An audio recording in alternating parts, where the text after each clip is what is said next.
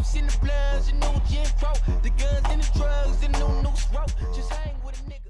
Meanwhile, the DEA teamed up with the CCA. They try and lock niggas up. They try and make new state. See, that's that probably on prison. Get your piece today. They probably all in the Hamptons bragging about what they made.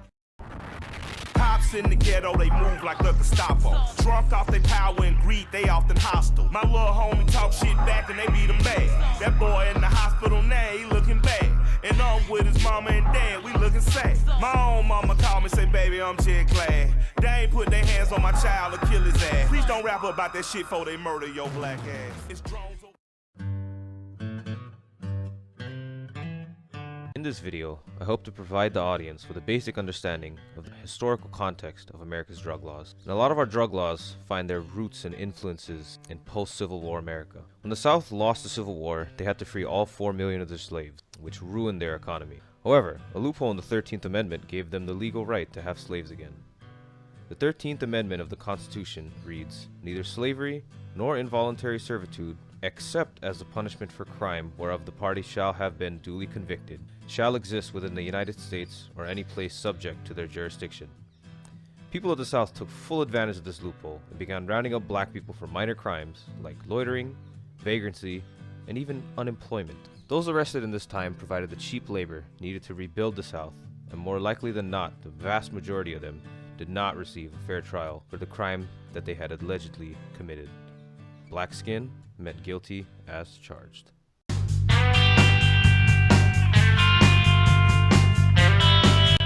During the Civil Rights Movement, crime rates in America began to rise. President Richard Nixon saw this as an opportunity to begin the era of law and order. Nixon told the American people that he wanted to start a war on crime and a war on drugs. In reality, he meant that he wanted to start a war against those who would stand against him and his agenda, like the Black Power movements, the hippies, the feminists, the gays, and other civil rights groups. John Ehrlichman, former top advisor to Richard Nixon, had this to say about the Nixon administration. The Nixon campaign in 1968 and the Nixon White House after that had two enemies, the anti-war left and black people. You understand what I'm saying? We knew we couldn't make it illegal to be either against the war or black, but by getting the public to associate the hippies with marijuana and the blacks with heroin, and then criminalizing both heavily, we could disrupt these communities.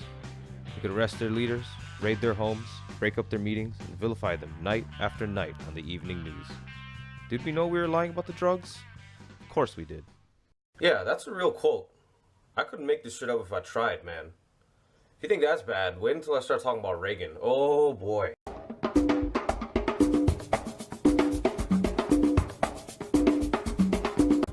Things went from bad to worse when Reagan took office. Ronald Reagan took Nixon's figurative war on drugs and made it into a literal one. From the early stages of this country, drug laws have been around. However, drug laws are almost always based more on who uses the drugs rather than the actual documented health effects of those drugs. According to the Drug Policy Alliance, the first anti-opium laws in the 1870s were directed at Chinese immigrants. The first anti-cocaine laws in the early 1900s were directed at black men in the South. The first anti-marijuana laws in the Midwest and the Southwest in the 1910s and 20s were directed at Mexican immigrants and Mexican Americans. The same could be said for the anti-drug hysteria of the 1980s, especially towards crack. Y'all tell anybody I'll kill you! I'll kill you! Crack was, and still is, portrayed as mainly a black problem, despite white people using crack and cocaine at a rate that's comparable to black people. Here I come! This makes one wonder why black people were arrested at such a ridiculously higher rate for crack than whites.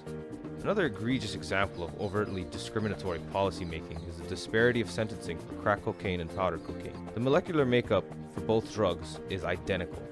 They're the same drug. For powder cocaine, a conviction of possession with intent to distribute carries a 5-year sentence for quantities of 500 grams or more. But for crack, a conviction of possession with intent to distribute carries a 5-year sentence for only 5 grams. That is a 100-to-1 quantity ratio.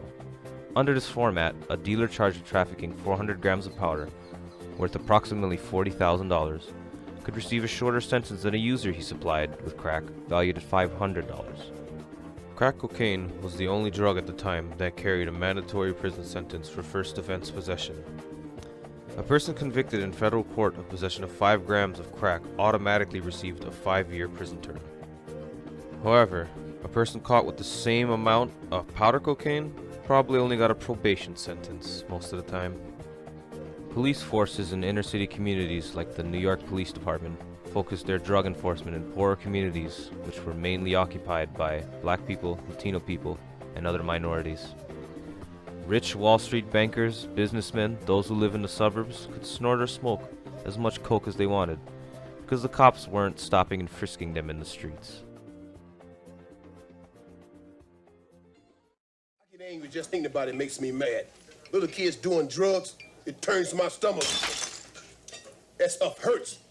One of the most fascinating things about the drug war was how much it warped public perception. This is crack. In 1985, only 2 to 6% of Americans believed that drugs were the worst issue in the country. By 1989, that number had increased to 64% of Americans. However, despite this mass hysteria, only a year after Reagan left office, that number dropped back down to a mere 10%. The anti-drug hysteria might have been gone, but its policies would remain. Reagan delivered on his promise to more than triple federal spending on drug law enforcement. He funneled millions of dollars, in his own words, to building prisons and jails. Our prison population in America was 514,000 people in 1980. By the end of Reagan's second term, that number more than doubled to a staggering 1,179,000 people. End of the Reagan era. I'm like Lemma 12, old enough to understand the shit had changed forever. They declared the war on drugs, like a war on terror. But what it really did was let the police terrorize whoever. But mostly black boys, but they would call us niggas and lay us on our belly while they fingers on their triggers. They boots was on our head, they dogs was on our crotches, and they would beat us up if we had diamonds on our watches. And they would take our drugs and monies as they pick our pockets. I guess that's the privilege of policing for some profit. But thanks to Reaganomics, prison turned to profits, cause free labor's the cornerstone of U.S. economics. Don't even get me started on Bill Clinton, okay? He had the opportunity to repeal the 100-to-1 sentencing ratio, and he basically said, you're gonna go fuck yourself, buddy.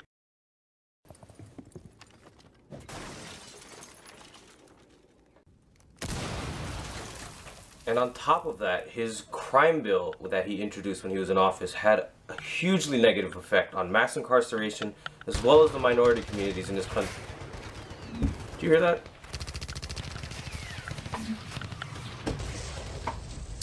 Well, looks like the FCC, the DEA, and the FBI SWAT are all raiding my house.